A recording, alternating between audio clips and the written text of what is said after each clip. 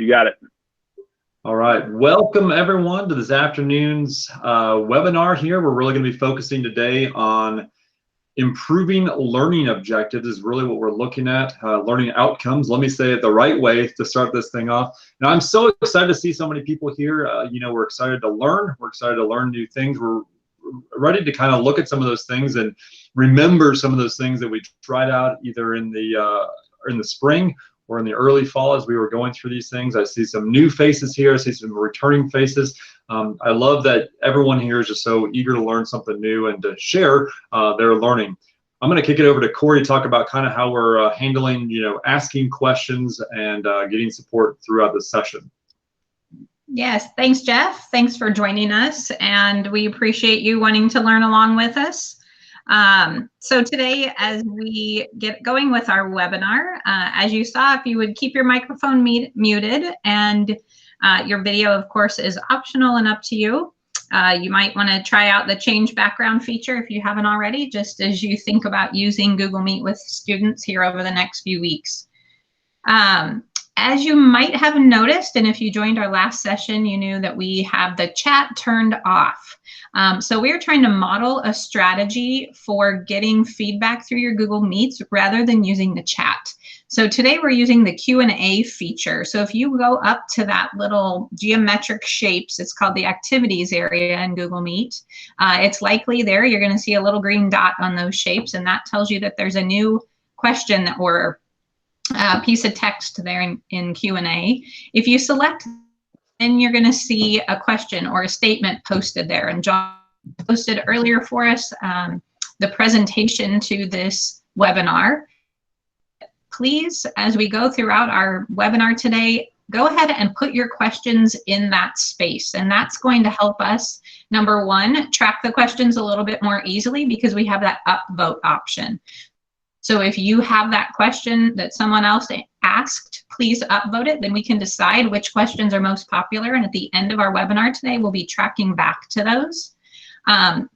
This is a great strategy to use with kids, even if you're just empowering them to own their learning and consider what questions they have as well, but also a way to track which students have completed a task. If you've put a statement there or linked something there that you want kids to look at, then the upvote shows how often that's selected. So we're going to use that today rather than the chat, and I think we're ready to get started. Perfect. Thank you so much. That was Corey Bunker, everybody. Corey brought that to us. That's fantastic. Nice job. And next to me over here is John Courtney. He's joining us, and my name is Jeff Naminsky. Kyle Pace is somewhere in the mix here too. We might see his face soon, but I appreciate everyone being here. It's so great. Again, today we're talking, this is our second session. Earlier today, we talked about refreshing relationships. As you know, we have talked about, virtual learning might be kind of like another first day of school. As we do that, we're kind of bringing our students back and trying to help them to remember some of the rules, some of the expectations, some of the norms. Even though we're learning in a slightly different way right now, we've got to kind of refresh some of those things, but continue to keep the relationship at the forefront of what we're doing. Today at 1 here, right now, we're going to be talking about improving learning outcomes. And then later on today, for our pre-K through 3 group, we're going to talk about engaging our youngest learners. In the chat area, in the Q&A area, John has actually put the link to this slides presentation. So if you want to join us there, that's totally fine. And I want to tell you, this is probably something like slide 2 for us. And each one of these, the blue, the green, the yellow, all 3 of those are actually links. So if you want to click on one of those, it'll take you right to the right spot, ideally, boom, like this. So I'm going to tell you, this is basically our table of contents. This is what we're going to be going through today. Corey's going to kick us off with best practices for building content. Then we'll toss it over to John, talk about balancing consistency and autonomy. Those are big words. Wow, I got to enunciate those. And I'll try to close us off with meeting individual needs. We're going to take 20 minutes or so, something like that, just kind of in a cool, easy pace, hopefully. And then we're going to open it up for questions. And as Corey said, we're just going to push those over into Q&A. You guys have the ability to upvote those, and we'll just basically take those in the order of priority. So I'm going to kick it over to John to start talking to us about best practices for building content. As much as I'd love to speak to that subject, Jeff, that's Corey's, but I will say, I would love for you guys, if you would, jump over to that Q&A section under activities and give a like to the link to this presentation that Jeff mentioned. It's how you're going to be able to go in and get each of our resources that we've linked up in this presentation.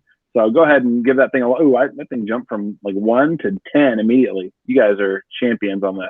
All right, Corey, back to you.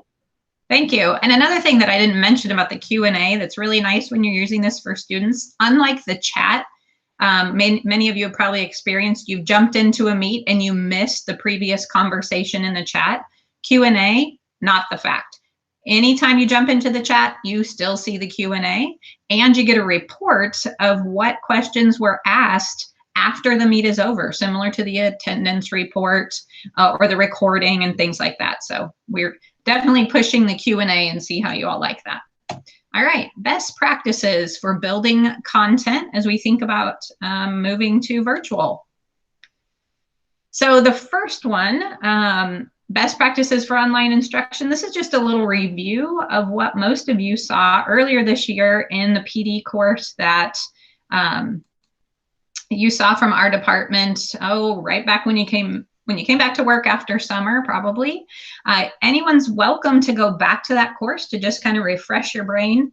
But this area we wanted to point out, which is a quick video, 2 minutes and 10 tips. So it's a really quick video, but listed down below are all the tips that we suggest for keeping kids engaged in online learning and really helping you get focused about what you want to concentrate on, and really thinking about being intentional. Last night I was engaging with Molly Williamson. I don't know if she's on the call right now, but Molly is a 2nd grade teacher that is teaching Online Academy and has been teaching Online Academy since the start of the school year. And she tip in a Twitter chat we were having last night that I would definitely include in this list. If I was going to add tip number 11, Molly said, if you're not going to grade it or you're not going to reply to it, don't assign it. And so in my mind, I was thinking through, that's such a good point. That's called be intentional with the content that you provide to kids. Think about the why behind that. Why are you giving it? If you don't have the intent or you don't have the time to reply, then maybe think about engaging kids in another way. Maybe a discussion where they can reply to each other, but give yourself some grace on that. So definitely review those 10 tips for best practices. They'll be worth your time. All right, next for best practices, think about that quality matters rubric. Again, that was highlighted in our PD course, and I just take you back to that because if you are working through this virtual time and you're thinking to yourself, I'm wondering if I'm doing this right, or I'm wondering if this will even work for engaging kids, take it back to quality matters. That's a rubric that we can just kind of check ourselves on if we're building an assessment or if we're writing directions or if we're trying to use tech tools. Look back there and you can see that rubric linked here within the PD course and then some history behind the thinking of that.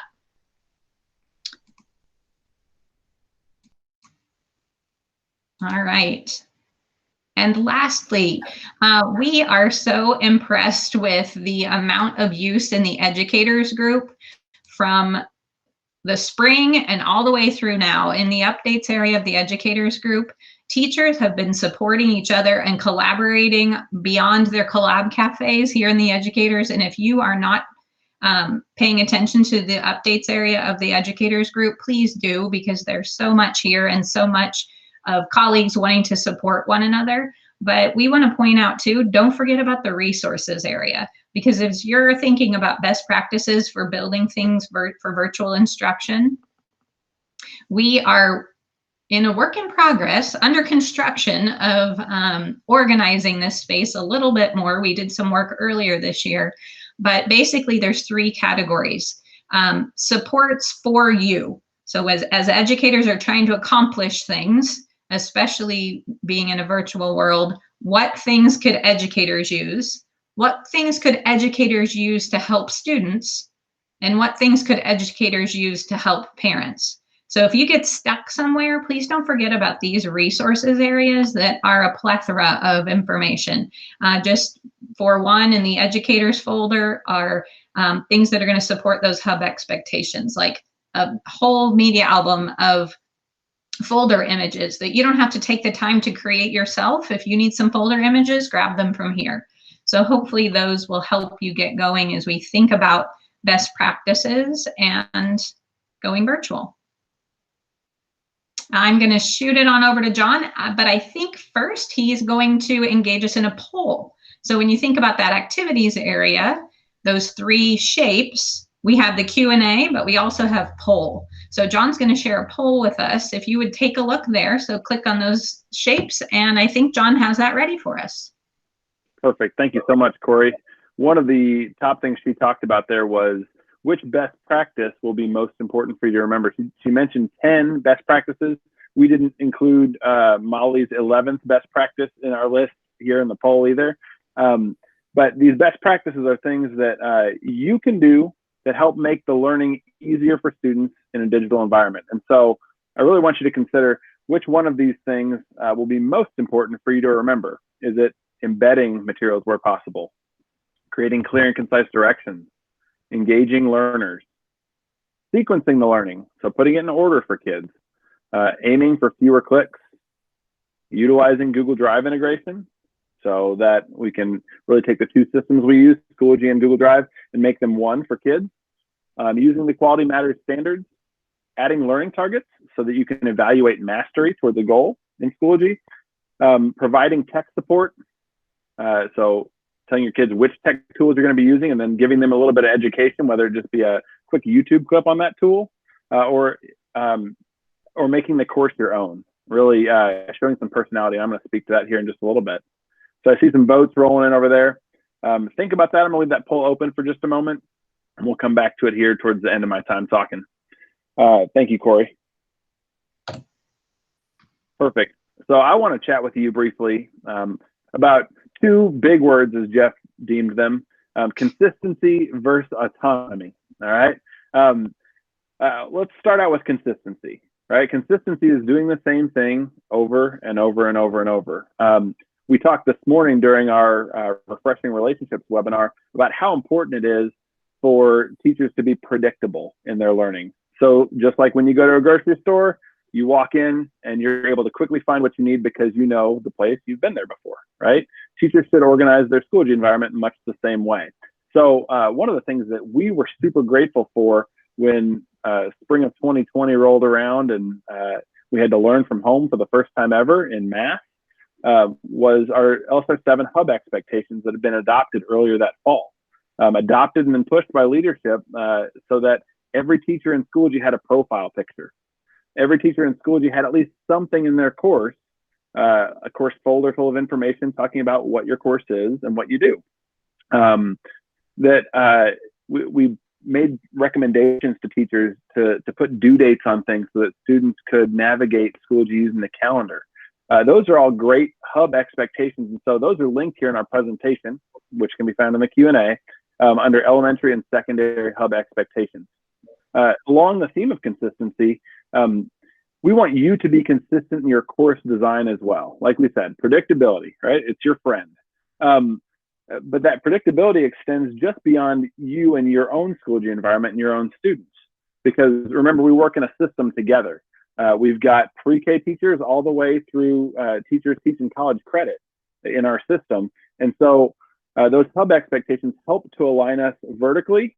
And we intend to have a little bit more of a hub expectation as we learn from students and learn from teachers what's working and what's not working within Schoology. And so be looking for something like that coming out hopefully around semester. But in the meantime, if your building leadership has given you any like directive toward consistency with virtual learning, I'd encourage you to lean into that and to follow it. Consistency helps kids in this environment. If they can have a predictable and regular routine, it's going to benefit their learning, which ultimately leans into learning outcomes. And then the third thing is autonomy, right? Consistency is fine, but we feel like a lot of times when leadership especially puts consistent structure in place, you might feel a little bit boxed in. Remember that consistency is for the benefit of your students and their parents trying to navigate at-home learning, But then autonomy comes in, because even within that framework, we still want you to be you. All right. The district wants you to be you. Your kids want you to be you. So let your personality show in your courses. Use your Bitmoji. Have some fun with your kids. Make sure that you spend and invest time in relationship building via Google Meet when you're with your kids, via small groups and breakout rooms. Laugh with them, joke with them. Make sure that they know that, that they're important to you. And I think you're going to see a greater return on the amount of work that they produce for you. So not only that, I want you to give students choice too. We think that research shows that's a best practice, and there's a variety of ways to give choice. I know the ITS have been doing a little bit of learning around a resource provided to us by Dr. Kephart. And it's linked down there where it says motivating disengaged students, the third and final bullet point under Be Yourself. We saw a lot of that in, I guess, the springtime, but then even coming back in the fall. It's tough when teachers aren't with kids. And so in order to motivate those kids, there's no such thing as proximity when the kid has the choice not to click, or to not click your button and not come to your Google Meet. So this video, it's 10 minutes, and you can even watch it at double speed, which makes it only 5. But I'd encourage you to watch it at regular speed. It's 10 minutes well worth your time. It talks a lot about how we can motivate those students using 3 ideas, one being autonomy. And that's why we wanted to speak to it a little bit. Giving kids choice over the product that they make or how they participate in the learning. But then also it talks about relatedness, so some of that connection, and also competence. Basically, like, set the bar real low when you start virtual learning, and then gradually raise it so kids feel successful, and it makes them want to keep coming back to your learning environment. So that's a little bit about consistency and autonomy. I hope that you'll explore some of those links here soon. I did want to end this segment here with another poll. So I'm going to end the first poll, all right, about best practices. And we can see engage the learners is the one that got the most votes by far. There's a lot of cool and engaging tech tools I'd encourage you to chat with your ITS about. And before I ask my next poll question, I want to remind you about the Q&A section here. If you have questions as we're speaking, please jump into that Q&A. Look for your question first, maybe. Upvote questions you like, because we're going to address those in order of popularity at the end, and then also type your question in there. But my poll question for you is, which navigation tools do you use to help students in your course? So there's a lot of tips and tricks we can do. We want to be student-centric and really focused on the learner. And so putting folder images on your folders, because kids remember visuals, helps them to navigate around. Due dates and using the Schoology calendar, directing your kids to there. Embedding the agenda, course images, reordering courses. Do you use 2 or more of the above, or do you use all of the above? All right. So just want you to think through those things. Thanks for voting here. We will end this poll momentarily, but I'm going to kick it over to Jeff Nowinski, extraordinaire, who's going to talk about student choice and meeting the needs of individual learners. Sure. Thank you so much, John. Those polls, pretty fun. It's neat because you, as the moderator for the meet, get to see those polls coming in live and all those different responses, little bar graphs going across the screen. And then you can flip a little knob over there and you can actually show those results, just as John has done over there. So if you're in the polls area, all of a sudden you can see from poll 1 of 2, all of a sudden you can see those results, exactly how many people voted. So it's kind of this nice anonymous feature in order to really engage people. And this could be fun questions to kind of start your class off with, or you can kind of tuck them in as you go through. One nice thing, I just want to highlight this for a second, is that you could actually arrive early to your meet and set all these questions up so you're not having to type and think as you're going through this. If you saw what John was doing, John was not typing madly like this. John was actually going through, and he was had typed these ahead of time, so that works out really good. My son just entered the room, so that's fantastic timing on his part. Hey, son. I'm going to talk about meeting the individual needs of our students.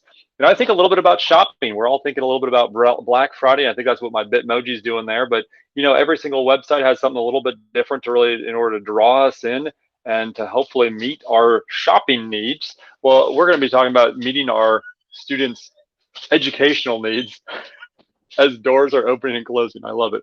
This is real life. Here it is. And these are 2 things that we highlighted from our summer course. we were doing a lot on just trying to help. We were trying to look forward and be proactive about the things that we were teaching and learning over the summer, so that we'd be ready for whatever 2020 was going to bring us. And we talked about two major things, and I left those two videos up there: provide choice for students. There's a video link there, and there's also one for personalization for your students, and there's a video link for that.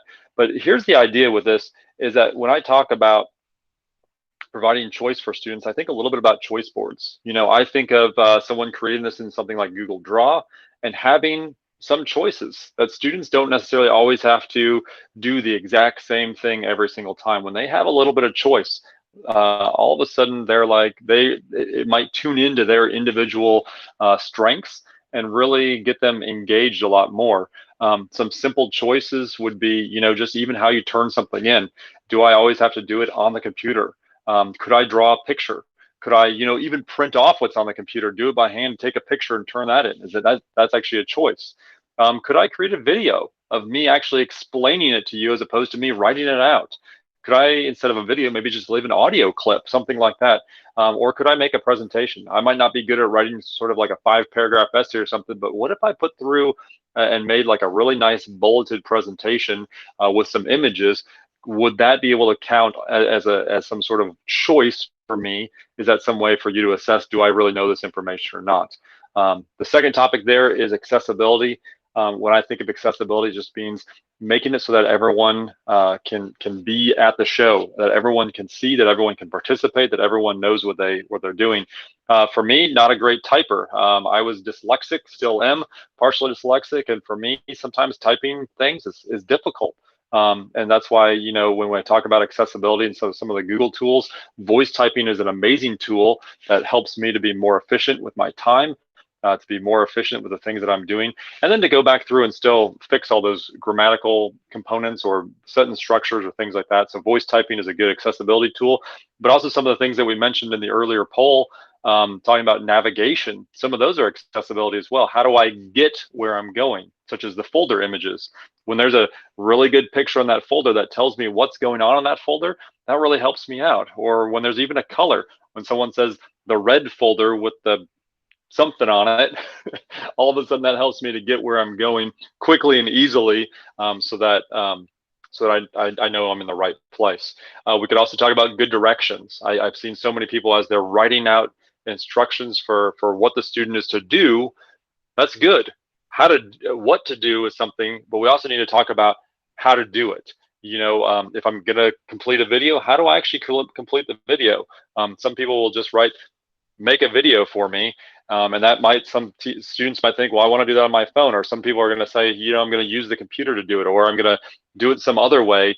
And then how do I get it in? If we can kind of steer students a little bit towards how to do that, at least some of the first times, then I think that can really help them to be more successful, for them to meet the expectations that you have as well. Under that second bullet point, personalization for students, we can talk about completion rules. I'd love to have almost a raise of hands. How many people have ever used student completion rules? Let me see some of the bubbles. There's some people raising their hands and everything. Student completion rules. Those are kind of fun, because what those do is it has it so that the student must first complete the first thing, and then they get access to the second thing. And then they can do the second thing, and then they get access to the third thing. It's kind of nice to use those as we go through. There's also something, and there's great videos on exactly how to do this. But using grading groups, all of a sudden, as I think back to my second grade year, and there was the reading groups, there were the Redbirds, the Blue Jays, and the Eagles. Those were 3 different groups, and those 3 different groups had 3 different things of understanding and tasks to complete, that the teacher could then dole out to them, whether there were different books to read, whether there were different assignments to complete, whether it was enrichment, remediation, or just because someone was absent. There's a lot of good ways of using grading groups. You can also then individually assign things to those grading groups or individuals, and just kind of push those out, whether it's folder by folder or assignment by assignment. It's really nice. And then the last thing I was going to talk about is basically, sometimes we have some adults in our buildings, whether they're paras, or whether they have another title by their name that we sometimes want to include in our classes, but we can actually go through and then give them full or partial admin access within our courses. So all of a sudden that would give us the ability to go through and show that. And if those are some questions that you have, that video at the top really shows us exactly how to do those things. It goes step by step. It really helps you out. But if there's something you're really curious about, you could also ask that question now. We're going to kind of start opening things up for some of the questions that you might have. Again, we'll look to the Q&A area to start us off, to kick us off with these as we get into the questions area. And that's how we'll spend the next 20-25 minutes of our time together, going through and answering any questions that you have. Awesome, Jeff. Since I'm the host of this meet, I'm in control of the Q&A section. Currently, there's only 3 posts, and so I'd encourage you to get to type in. What do you want to know? But I did want to mention, Brittany, your question about visiting the links on slide 9, saying private access. Slide 9 is Corey's slide about best practices for building content. And actually, because you're new to the district, those links are back to a course that had, it was sequential student completion on it. And so you had to have done A before you could get to D, right? Well, I just removed some of those rules, and so I'd be curious, Brittany, to see if those links are working better for you now. They do. Awesome. Sorry I didn't have those taken off in the first place. That's on me. No, it's okay. Thank you. You're welcome. Other questions? Feel free to come off mute if you'd like to as well.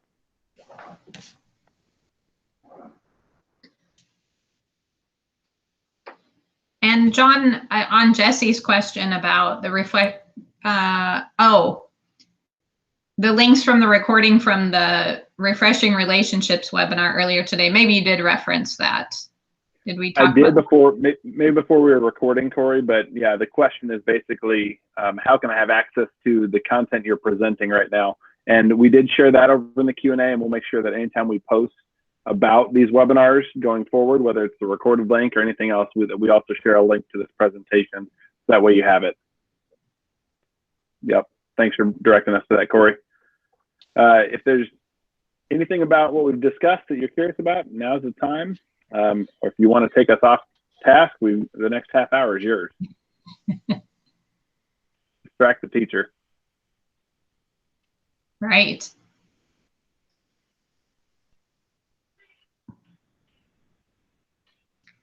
I know some of you are not maybe pre-K to 3 grades and have been in a virtual scenario earlier this year, or most of us experienced that in the spring.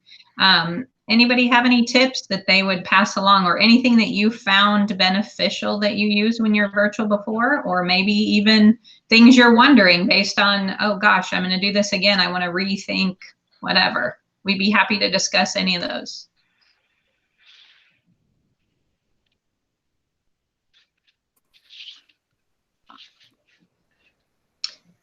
Lori's talking to, oh, go ahead, Jeff. Were you going to tackle that? John. Nope, oh, I was sorry. not actually. I didn't see it until just now, but I was going to reframe your question a little bit too, with regard to maybe what worked well for you in the spring or in the fall. If you've been virtual before, what would you like to improve upon? So just kind of a reframing of Corey's question too. John, I do see a question here talking about using a whiteboard in a Google Meet. I might need your help since you're in control of some of the controls for this meet. John is actually the moderator. He's kind of the teacher role for this Google Meet. So he has a few more controls than Corey and I do. So he's going to actually walk us through just a couple things here, but I'll maybe narrate it to begin with. There I am. I'm on the screen all sorts of times. This is kind of fun. But John is showing the screen. Notice he has kind of this grid view set up, and then he's kind of has the presentation over on the left side. But if he goes near the top where it says Q&A, there's a little arrow that it goes over here. And there's some options here. There's breakout rooms, there's polls, there's Q&A there. But if he goes all the way to the bottom to the 3 dots, sorry, I went to the wrong spot. There's actually a little spot up there that says something about a whiteboard. And this is one option. This is called Google Jamboards. And Google Jamboards kind of like slides presentation, maybe a little bit. We'll just kind of chat about it that way. But basically, you can go through and you can create a brand new one, and all of a sudden that would put the link to it over in our chat area. I know that John's turned off chat for other people to participate in. This would actually go into our chat window, and it would give it, here it is, access for all the students in the class in order to be able to access it. Right now it's shared to view, but he could also set it up to edit. So essentially what it's going to do is it's going to open up this brand new slides presentation. He could have actually selected to go through and use one that he's previously created, but it basically opens up this whiteboard, which has some pretty easy to go through options. He's going through right now and making some slides for us, and I see other people that are joining it right now. And he's making a whole bunch of slides, maybe up to 20, 25 of them, something like that. And honestly, if he was to go through and do this ahead of time, he could then go through and put little post-it notes on each one of those slides and say, hey, I really want the red group to be on slide 2. I want the green group to be on slide 3, something along those lines. And he could give structure to this whiteboarding area. What's one really nice thing I do want to point out with the whiteboard, as I'm just kind of talking about it, John's using his mouse to draw or to write on this just a little tiny bit, but students, this is going to be good. I can't wait to see him write this out. But when we're using this, students actually have the ability to write on their Chromebook. So because they can go through and they can do this themselves, it's very easy for them to write a little bit better than we can with our mouse, whether they're using a stylus that they've purchased from the school or whether they're just using their finger. It works out really good. As you notice, John's now using the laser, kind of a nice way to kind of present to a group as things go throughout there. There's a shapes tool. There's actually some text tools and things that he can use as well. Below that, he can import images from elsewhere from just running a Google search. Essentially, he can do that from either his Google Drive, from a Google image search. He can actually upload them from his folders. Oh boy, here we go. This is going to be fun. And so there's also some other ways of going through here and using post-it notes in order to collect some of the ideas. He can erase things obviously and do this. So each one of these slides, and for this jam, go through and can be individually drawn on, written on, created. And I've seen a lot of people do this very similarly to the way that they've used Google slides in the past, where, hey, you get slide 1, you get slide 2, you get slide 3. And then all of a sudden we can actually go through and we can see each other's work as we go through. He's playing with the different backgrounds. I loved some of those that were either lined or had grids so that people could go through and do this. If you notice at the very beginning, as he was creating new slides, there's also the ability to duplicate slides. So if this was me, I would probably set up a slides presentation ahead of time, and I would go through and have sort of my introductory thing. Maybe I would have 1 or 2, I'm thinking as a math teacher, problem sets that I would be maybe talking about. And then maybe I would have some other slides set up with individual problems, but I would probably also give each student a space to work, whether that's individually, whether it's going to be in pairs or in some other way, groupings with the students. I might even get them to pick something or use some sort of engaging way, like a spinner or something, to assign them randomly to certain slides. When you're done with it, John's clicked the 3 dots. He can then download the whole thing as a PDF, which essentially would look like, like a slide or 2 per page for it. He can also save the whole thing as an image or individually as an image. He can make a copy of it and kind of move from there. What would you guys, Corey, John, what would you guys add? Or if there's someone who's also used this before with their classes, what would you guys add about it as well? Oh, Amy's got something. Amy, why don't you come off of mute and add to this so other people can be doing some learning as well. So I haven't actually used this yet, but I have questions like, when you say pre-make it, what are you making it in? Sure, that's a good question. So you can actually start at jamboard.google.com. That's all it is. This is basically where it would start. It'd be the same thing as going to like slides.google.com. And you can make your own. They're called jams. See how John's created all these others in the past, such as the kindergarten math DSA one or whatever else. When John, and by hitting the plus sign on the bottom right, he can basically just create a brand new one. It's blank, and it goes through this way. And that's one of the options when you're in your Google Meet. When you say open a whiteboard, you actually get to say, do I want to create a new one, or do I want to load in a previously created one?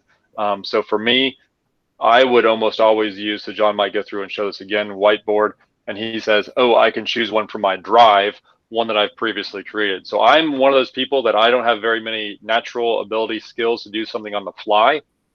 So what I would do is I would spend hours at night, and this is just me, preparing exactly what I want to have for my kids, the structures that put them in place, especially the very first time I do this, just to be able to spend a short time on it and go through with it.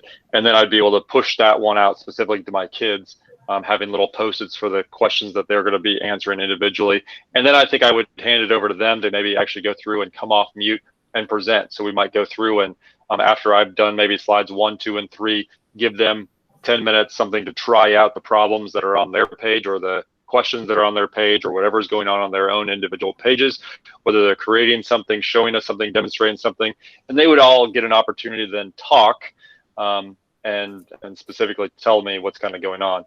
John's showing this as well, that you can actually embed Jamboards as well, so you can kind of get a good opportunity to see what's going on. I love that there's a dragon and different things. You can zoom in and out on those as well as you go through. You could also click that button and it'll open it up wide.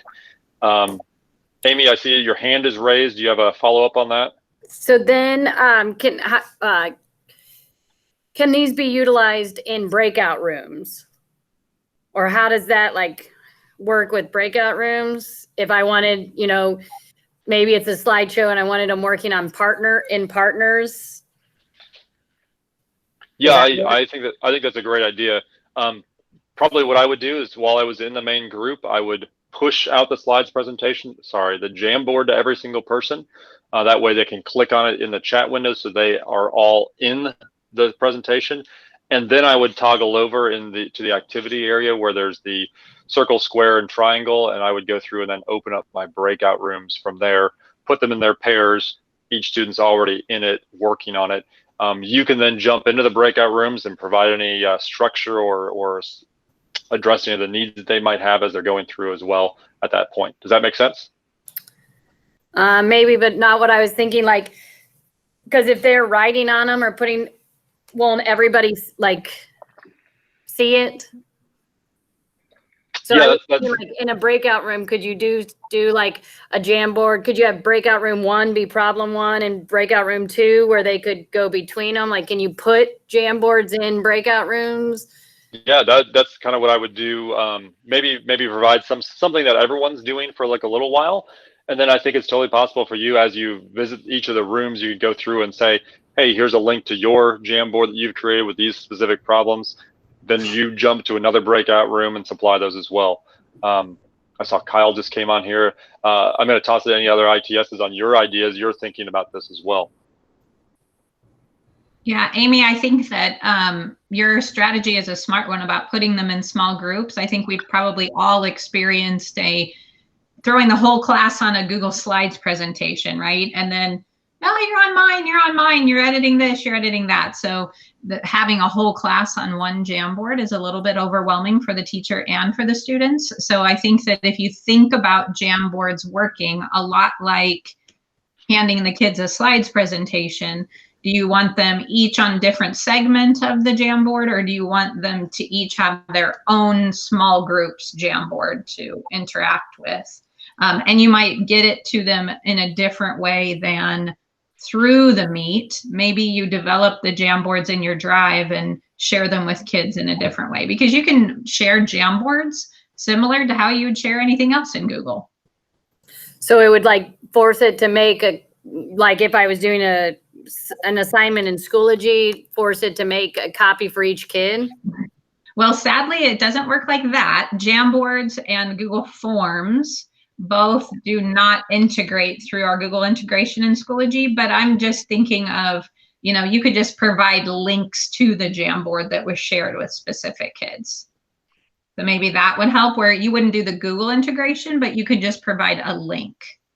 So I guess I'm confused, like when everybody has the same link, like, so say it's John's Jamboard and I'm writing on it, does everybody else in the Meet see what I wrote? Does just John see it? Completely collaborative, Amy. And so, yeah, so as I think what Corey might be mentioning and alluding to is if you create a Jamboard that you want a small group to have, you would just use that 3 dots make a copy option, and you could share it with other small groups of kids.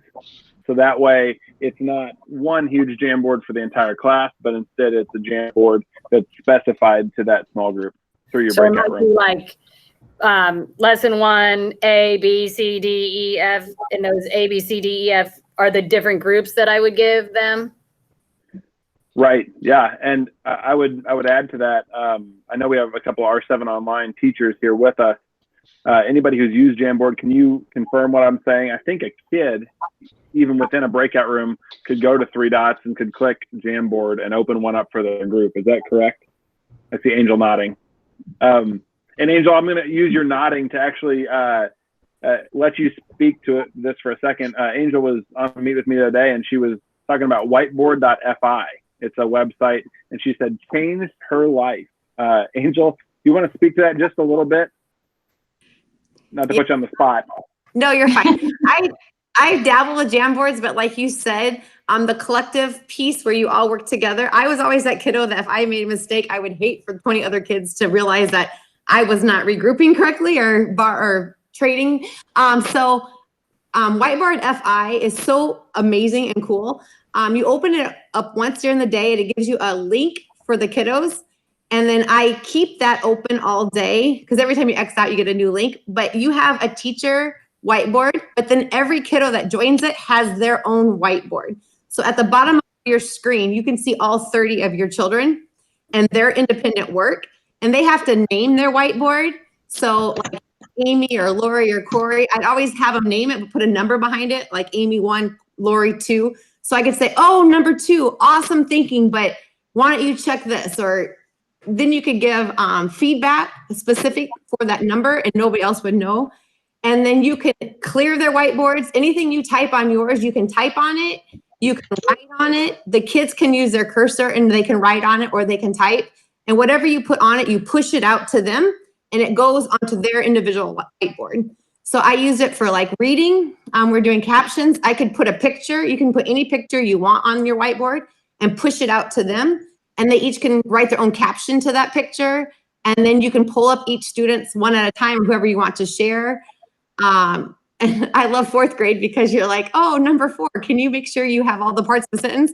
Oh, that was mine. They all tell, but you can keep it anonymous as much as you want.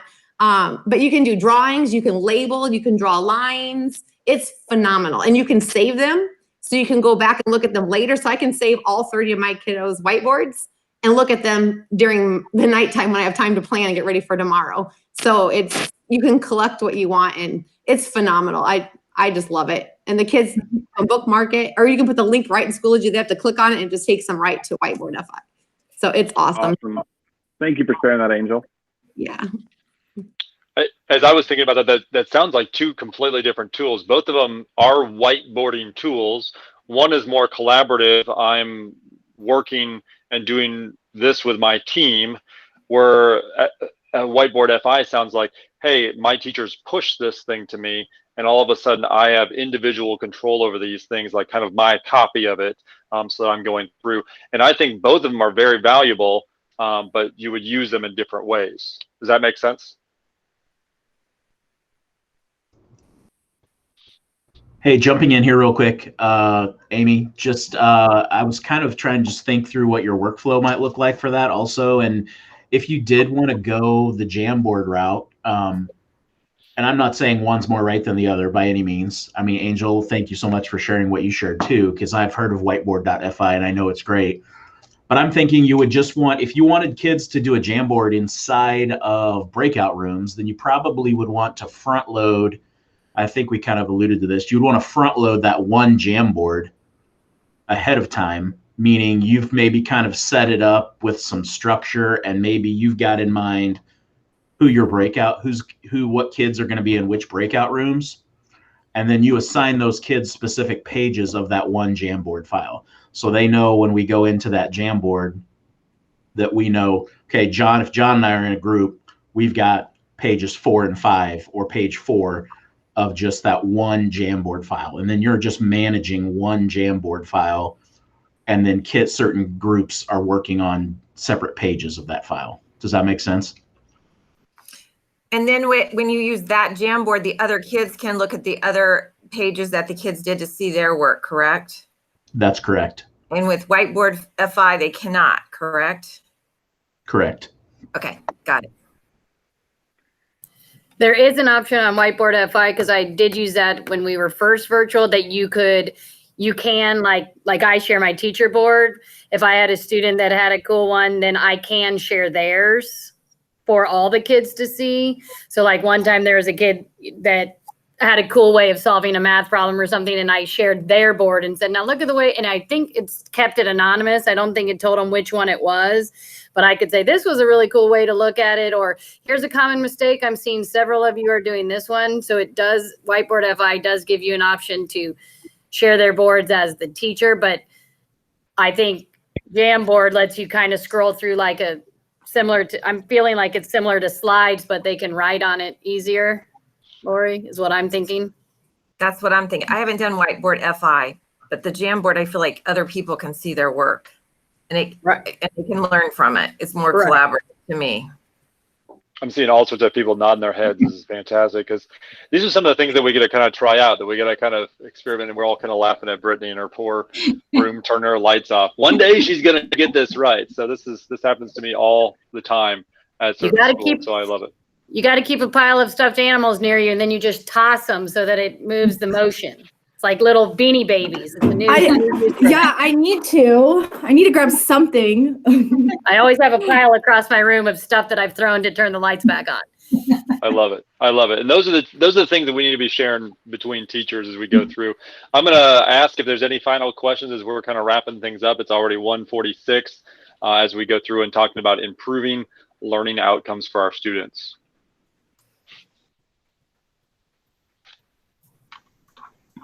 Sorry, I'm obsessed with these Jamboards. So since nobody else had a question, I'm going to ask again. So do you know if the kids can use their tablet of their Chromebook to write like on their Chromebooks on the Jamboard? So if they used it as if it were a piece of paper and could do the math problem like that? Yeah, and I really like they can change colors of their ink too. So if they're doing multiple steps, they can change the color. Anyway, yeah, they can change their color and they can like physically write on it versus using their mouse to write because if they have a stylus pen, they can use their stylus pen. Okay. Or they can use their finger, which I love too. Just anyway, it's completely accessible for the students. And I think it's really neat if you were to have, I don't know, 5 or 10 different problems and pick a person from each team that they're all of a sudden presenting those to the group. They could be similar problems, but each could have like kind of their own individual kind of switch on it. That way they can hear their classmates explain problems. And I know that's always a good thing for math, but I could see a lot of other applications in other fields of study as well. Or Jeff, even differentiating it, right? You know who your strong math students are, and you know the ones that might need a little bit more support. And so you give, again, to that idea of competence, right? You give the students who need an easier problem, you give them an easier problem, and you set your Jamboard up in advance and then assign the problems, and then everyone can go back through. And that could be a really neat, with that Jamboard embedded above a discussion. You could then have kids go through in a Schoology discussion and explain how they solved their problem and walk people through the steps. And then people can go and click through the Jamboard and see the steps that the student's talking about. So that could be a really neat way to bring that activity together collaboratively, both on the Jamboard, but then also within a Schoology discussion with kids recording audio, video of themselves explaining their work.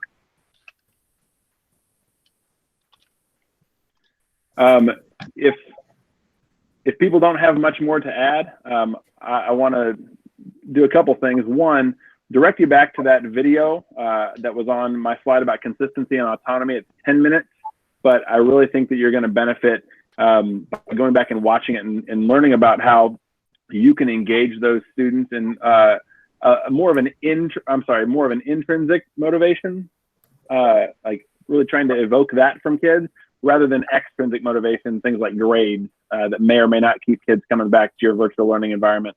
So invest your time there.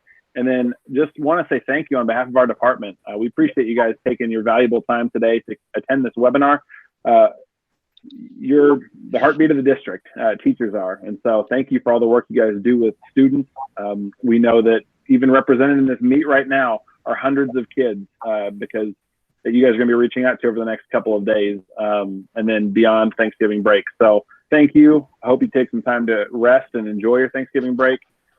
Jeff, Corey, Kyle, any other words to wrap up?